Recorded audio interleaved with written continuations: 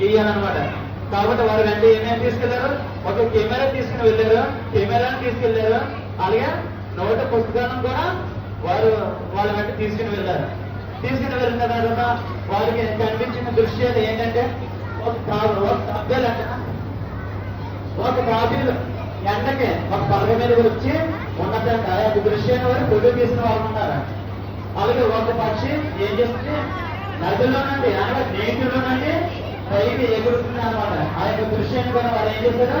వారు ఫోటో తీసిన వాళ్ళు ఉన్నారు. అలాగే ఒక చిన్న బాలిక ఆడుకుంటూ వెళ్తుంది అనమాట. ఇది చాలా బాగుంది కానీ వారు ఏం చేశారు? వారు పట్టుకుని నోటు పట్టుకొని ఏం చేశారు? ఆ యొక్క బాధ వెళుతున్న దృశ్యాన్ని నోటు పట్టుకున్న ఒక చిత్రపటం కింద వారు గీస్తూ ఉన్నారనమాట.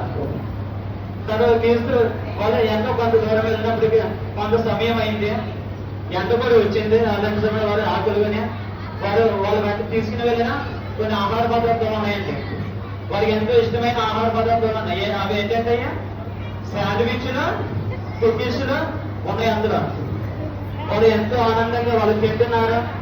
వాళ్ళు ఎంతో ఆనందంగా అక్కడ సముద్రం అన్న వారు చూసి ఎంతో ఆనందపడుతున్నారు. మీకు